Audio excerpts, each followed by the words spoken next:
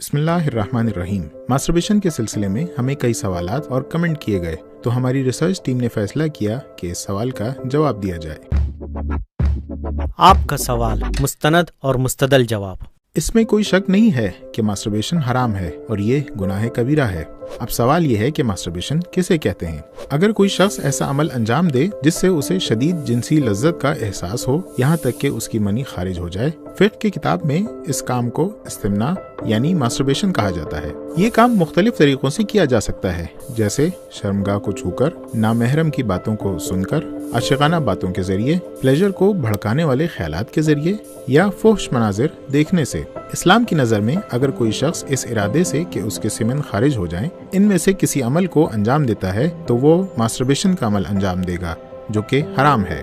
Note, اس بات کی طرف توجہ رہے کہ کبھی کبھی بدن سے پانی کی مانند ایک رطوبت خارج ہوتی ہے جو منی سے بہت ملتی جلتی ہے، لیکن وہ منی نہیں ہے اور وہ پاک ہے۔ منی عام طور پر اچھل کر یعنی فورس کے ساتھ نکلتی ہے، لذت اور شہوت کے ساتھ ہوتی ہے۔ اس کے نکلنے کے بعد بدن سست پڑ جاتا ہے۔ لیکن مولانا، آج تو کچھ ڈاکٹر اسے بدن کے لیے فائدہ مند بتا رہے ہیں۔ افسوس کی بات ہے کہ آج ہمارے سماج میں اس کام کو بدن کے لیے فائدہ مند بتایا جا رہا ہے اور بعض دنیا پرست ڈاکٹروں کی باتوں کو سند کے طور پر پیش کیا جاتا ہے، لیکن اس کے مقابلے میں کچھ ریسرچز ایسی بھی ہیں جو ماسٹربیشن کو ہارمفل بتا رہی ہیں۔ سائنس بھی غلطی کر سکتی ہے۔ ایسا نہیں ہے کہ جو کچھ بھی سائنس بیان کرے وہ 100% یقینی ہو، بلکہ کبھی کبھی سائنس سے بھی غلطیاں ہو جاتی ہیں۔ اگر ڈاکٹرز کہتے ہیں کہ اس کام سے آپ کو وقتی طور پر سکون ملے گا تو اسلام کی نگاہ میں یہ غلط ہے، کیونکہ اگر حرام طریقے سے کوئی لذت حاصل کی جائے تو اس لذت میں کوئی سکون نہیں ہے۔ اس کام سے خود پر کنٹرول ختم ہو جائے گا اور دھیرے دھیرے ایڈکشن کی جانب بڑھ جائے گا۔ انسان جسم اور روح کا مجموعہ ہے۔ جس طرح سے اس کے جسم کے لیے بعض چیزیں نقصان دہ ہیں، اسی طرح سے بعض حرام کام اس کی روح کو بھی برباد کر دیتے ہیں۔ وہ ریسرچز جو ماسٹربیشن کو فائدہ مند بتا رہی ہیں صرف انسان کے جسمانی پہلو کو مد نظر رکھے ہوئے ہیں، جبکہ انسان کے جسم سے کہیں زیادہ ویلیو اس کی روح کی ہے۔ آج کی سائنس بیماری کا جڑ سے علاج نہیں کرتی۔ آج مغربی ممالک میں دنیاوی دانشوروں اور ڈاکٹرز کی سب سے بڑی مشکل یہ ہے کہ وہ بیماری کا جڑ سے علاج نہیں کرتے ہیں، بس اس کی روک تھام کرنے کی کوشش کرتے ہیں۔ مثال کے طور پر آج پوری دنیا میں شراب پی کر گاڑی چلانا جرم ہے، لیکن شراب پینے پر کوئی پابندی نہیں ہے۔ اسی طرح سے حال ہی میں ایک رپورٹ کے مطابق امریکہ کے اسکولوں میں ہر کچھ دن کے بعد فائرنگ سے بہت سے معصوم اور بے گناہوں کی جان چلی جاتی ہے، جس سے بچنے کے لیے کلاس روم میں بلٹ پروف دروازے لگائے جا رہے ہیں۔ لیکن اس ملک میں اسلحے کی خرید و فروخت آزاد ہے، بلکہ CNN کی رپورٹ کے مطابق زیادہ تر امریکن گنز کے شو رومز کے اطراف میں زندگی گزارتے ہیں، اور سن 2013 میں جب اوباما ایڈمنسٹریشن نے گنز کے شو روم پر پابندی لگانی چاہی تو امریکن اسمبلی میں اس بل کو ریجیکٹ کر دیا گیا۔ اب سوال یہ ہے کہ ماسٹربیشن حرام کیوں ہے؟ اس سوال کا جواب سمجھنے کے لیے ہمیں کچھ مقدموں کی طرف توجہ کرنی ہوگی۔ پہلا مقدمہ، شیعہ فقہا اور مراجع کرام کے نظریے کے مطابق اسلام کے جتنے بھی احکام ہیں وہ مصلحت یعنی فائدے اور مفسدہ یعنی نقصان کی بنیاد پر ہیں۔ یعنی اگر کسی کام کی مصلحت بہت زیادہ اہم اور ضروری ہو تو وہ کام اسلام کی نظر میں واجب ہے، لیکن اگر کسی کام میں فائدہ تو ہو لیکن وہ فائدہ بہت زیادہ ضروری اور اہم نہ ہو تو وہ کام مستحب ہے۔ اسی طرح سے اگر کسی کام کو انجام دینے کا نقصان بہت زیادہ اور ہلاک کرنے والا ہو تو وہ کام حرام ہے، لیکن اگر کسی کام میں نقصان تو ہو لیکن اس کا نقصان خطرناک اور ہلاک کرنے والا نہ ہو تو وہ کام مکروہ ہے، اور اگر کسی کام کا فائدہ اور نقصان برابر ہو تو وہ کام مباح ہے۔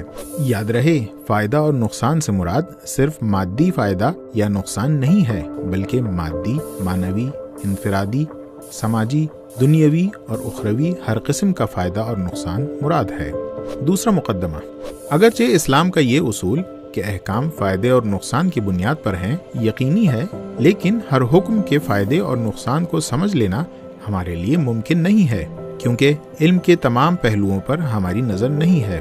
ہم جتنا بھی علم کے میدان میں آگے بڑھ جائیں اس کے باوجود ہمارا علم ہمارے جہل کے مقابلے میں بہت کم ہے، جیسا کہ قرآن میں ذکر ہوا ہے، تمہیں بہت تھوڑا سا علم دیا گیا ہے۔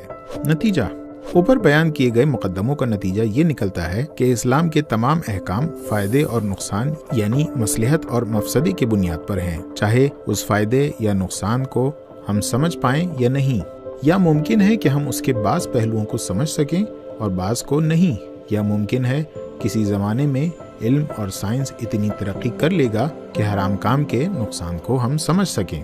تو بس ہمیں یہ سمجھ لینا چاہیے کہ اللہ حکیم اور علیم ہے، وہ اپنے بندوں پر بڑا مہربان ہے، لہٰذا اس کا کوئی بھی حکم اس کے لطف و عنایت سے خالی نہیں ہے۔ ماسٹربیشن کی حرمت پر قرآن کی آیات۔ فقہا استمناء یعنی ماسٹربیشن کی حرمت پر سورہ مومنون کی اس آیت کو دلیل کے طور پر پیش کرتے ہیں۔